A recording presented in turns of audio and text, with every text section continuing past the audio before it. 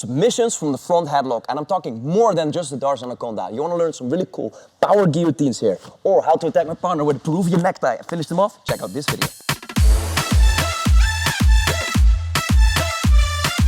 Okay guys, front headlock submissions today. Guys, before you watch this, in another video we covered the front headlock as a position and a pin, which I think is fundamental to understanding how to enter submissions here. I'll just go over some tips briefly, but if you want to check out the details there, please watch that video to better understand the front headlock as a position and entry. So we're going to start off in the front headlock, and we're going to start off with a submission that I think is really good to apply. It's a very strong and common submission, but I want you to understand that in this pin, if I'm the one attacking and snapping him down to the mat, I sometimes rather go to the side to score my points, attack the back, and get a positional advantage. So diving for submissions is really good if you're down on points or if you're just rolling and want to choke the guy in open mat. But I want you to understand the timing of the right technique. So the right technique at the wrong time is not the right technique. I hope you get that. Let's repeat. The right technique at the wrong time or the wrong situation in jiu-jitsu is not the right technique. So if I fall back for a guillotine, which happens, we're in front headlock and everyone's just like falling back for guillotines, these will just cartwheel over and either pass me or completely von flute choke me here, and I just lost everything because I was so eager to guillotine this guy. The timing when I go for a guillotine is if I want to snap his head down and he keeps on wrestling up. He wants to do a sit out, he wants to take me down, he wants to continue his double leg. If I feel him pressuring forward and I cannot keep him here or flip him over with the Dars or expose his back or wrestle up, in that case I'm going for the guillotine. So let's first off start with the basic guillotine. But before we look at the arms and the submission, the positioning with my legs. It is hard for me to now flip both legs and get a form of close guard. So what I want to do is, as he pressures in, grab my legs, keep on shooting, I fly over and throw my leg in. Now it's important, so you see my body is not falling down to the mat. We'll get to the upper body in a second. But it's very important that I have some form of guard. And the best thing I would like to have is a butterfly or close guard or a half guard. But in this case, I'm happy to just get this, like this kind of body lock passing, knee in front.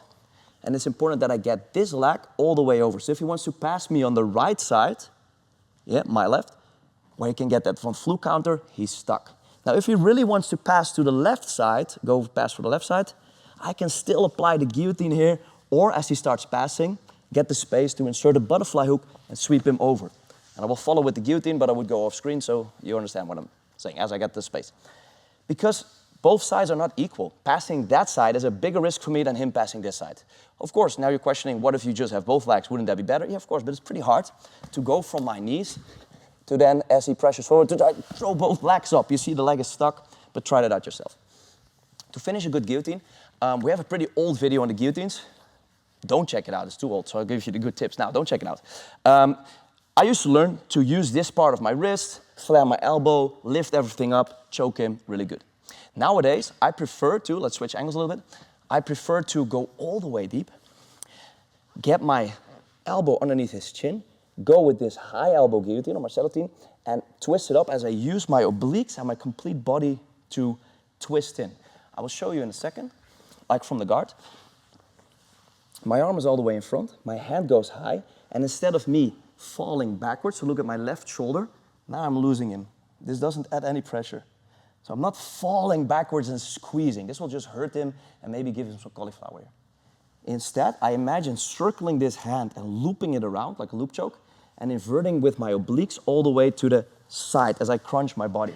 So without these, instead of going here and falling back in a straight line, I'm lifting this arm all the way up around his neck, cupping this, and twisting my body to put all the pressure with my body in his neck instead of just my arms.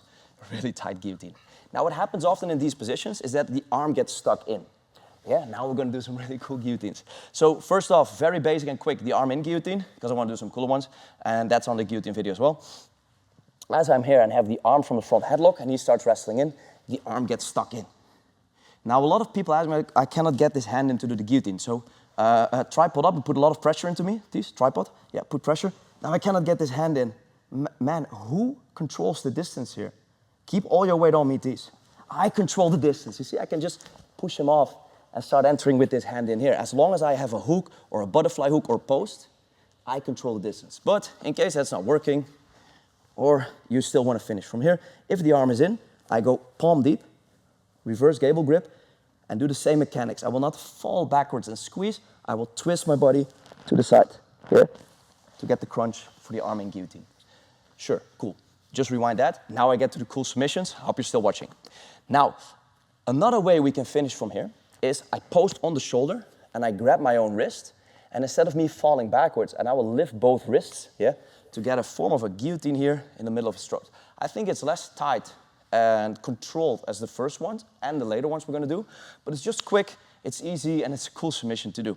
So I post on the shoulder, and I will make a fulcrum with my wrists here. So his head will be stuck underneath my armpit, but just for you guys to see, I will lift my wrist up here. You see this? But he cannot lift his head because it's underneath my armpit. Now I lift here, and I get the submission there. In this case, I never had to fall back. But I don't have a lot of pressure anymore on Theseus' back. Another one we can do is gonna be my arm in all the way to the front, kind of like a ninja choke. We have some really good videos on that, like a front naked choke. And I control both my shoulders, and I just squeeze here for a front naked choke. Super easy, it's like a rear naked choke, but from the front. And you can combine that with pulling any form of guard, or half guard, or controlling his limbs. Next up, we get the power guillotine, which is kind of the same thing. My arm goes in all the way deep, and instead of me controlling both, I can control both my arms here and just squeeze, but now I'm arm in. So I control my own elbow. Tease, if you can tripod up, please, so you can see the elbows. I control my own elbow.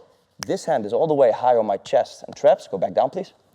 And this controls my elbow. And now the same thing. I'm gonna slide in, control him. Now, if possible, you can throw your leg over or just get any form of half guard. So he cannot lift his hips, yeah?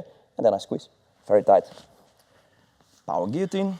I think that's 4 or 5 guillotine variations. So let's continue to the next one of my favorite, Gunnar Dars. From here, let's turn angles, please. So I think most of you know how to do a good Dars. Check out our Dars video. I will stop referring to videos now, but I will do a shout out to Xmartial, the sponsor of today's video. But back to the Dars. As I'm here, I'm not locking up the Dars and trying to throw him over because of this arm. I think most of you guys will know how to break someone down. If not, check out our first front headlock video on the position. As I enter for this Dars, I keep pressure with my shoulder on his shoulder blades. So I keep pressure on the front headlock position. I will cup his head, yeah, and I will go for his shoulder, his elbow, to throw my partner off to the side.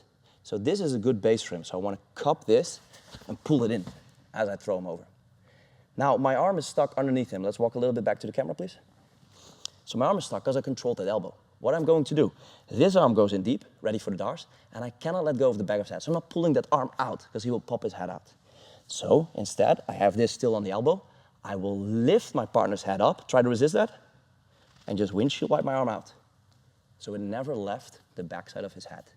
So as I threw him over, I lift the whole position with my chest as I walk, windshield wipe out, walk to knee on belly, pressure in, and get the submission there. You cannot see T stepping, but his head is about to explode. One more time. Get the Dars. We can also do this as we've shown in a different video by first flipping him with his head and then sliding in for the Dars. Or getting this, like this power half Nelson, sliding through and cupping the elbow. Not high in the armpit, so base your elbow out or your hand out. It's not gonna happen. So go back, the elbow in, yeah? As I pull in, throw him over, like so, yeah? Now I walk, windshield wipe my arm, apply the Dars there. Another way to enter this Dars is a bit more like the Tony Ferguson variation. Really cool, by the way, this one.